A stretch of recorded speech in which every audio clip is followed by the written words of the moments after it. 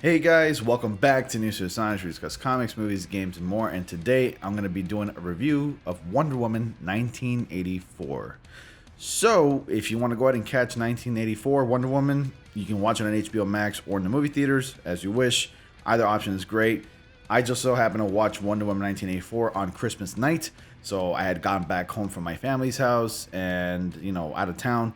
And we decided to pull up Wonder Woman 1984. I watched with my dad and my brother and my stepmom and everything like that. And let me just tell you, it was just not a good time, but it wasn't awful either.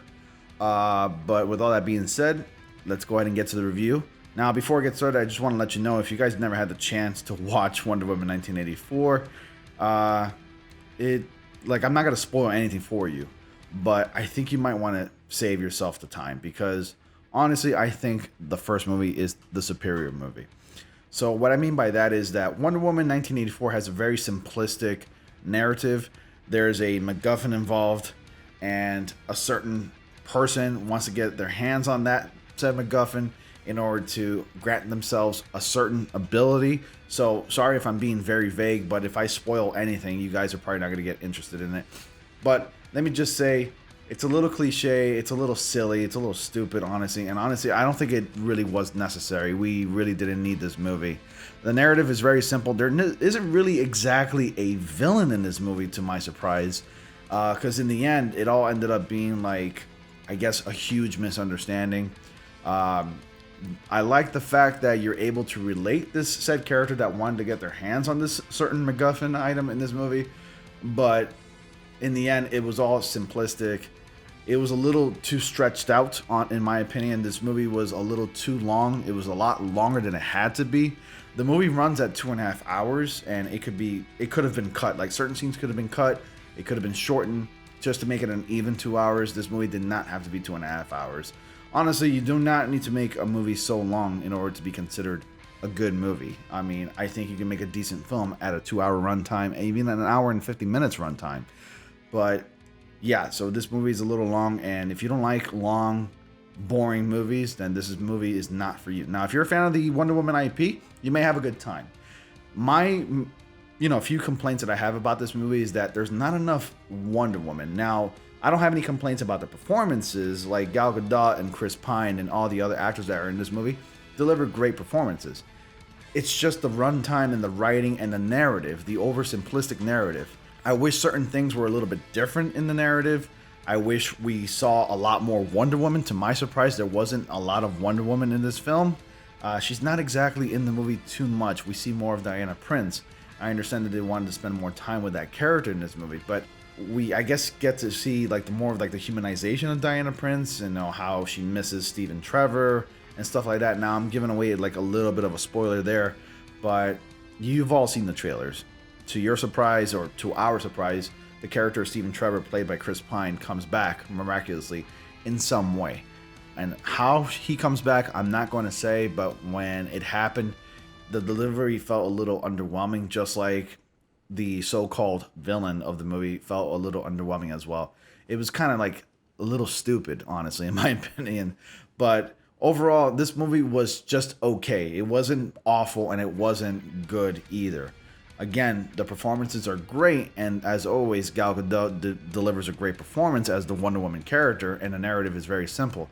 But overall, I don't think you're really going to have a good time with this movie. I mean, there's not enough Wonder Woman in this movie. There are certain scenes that are kind of stretched out, a little bit boring. To my surprise, Kristen Wiig played a phenomenal villain in a certain way. But then again, like I said before, these villains end up not being villains at the very end. There is kind of an underwhelming fight at the very end. I actually expected a little bit more, but as it turned out, it was more of a letdown in my opinion. Yeah, I mean, it was kind of bad to the point where my parents fell asleep watching this movie, and I was like, okay, maybe we should have never watched this movie. I knew I should have saved it for another night or another day. But I really wanted to get this review out, and I'm sorry I couldn't deliver this review out on Christmas Day. And I honestly didn't want to do it on Christmas Day because it's Christmas, and I already had delivered a video that day. But now that I had the chance to do it, I'm going to give it to you now. straightforward. If you're gonna watch Wonder Woman 1984, all I ask is that you kind of lower your expectations because it's not that great of a movie. The first one is the superior one. I made a tweet about this. The first one is the much superior film than the second one. I didn't think we really needed a sequel, but hey, you know, it's a franchise, you know, so superheroes are getting franchises. They're getting 3-4 movies now, and DC Warner Brothers really wanted to capitalize on that and deliver a sequel for it. Honestly, I think they could have picked any other villain or any other narrative, but they just went with this one, I guess, just to keep it simple so nobody else gets confused. But my main criticisms of this film is you could have kept it short. You could have cut a certain amount of scenes, you could have cut a certain runtime of this movie, and you could have picked an entirely different narrative. That's it. That's my only major criticism. And if I had to give this movie a certain rating, I'd give it about a C+, to be fair. So again, if you really want to catch Wonder Woman 1984, go on HBO Max, subscribe to it, you know, sign up for the subscription. The movie is basically free to watch. You don't have to pay like an extra $30 or $50 or $17, $20, whatever it is that they charge for, you know, movie tickets. You don't have to pay extra. All you gotta be is an HBO Max subscriber to watch the film. Or if you want to go to the movie theaters and catch the movie real quick, you can go ahead and do that as well.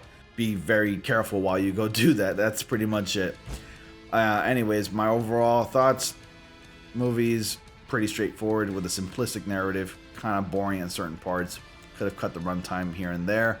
Could have cut out certain scenes here and there. And that's pretty much it. So, yep. Wonder Woman gets a C+ in my book, and that's pretty much it. I had hoped that this movie was a lot better.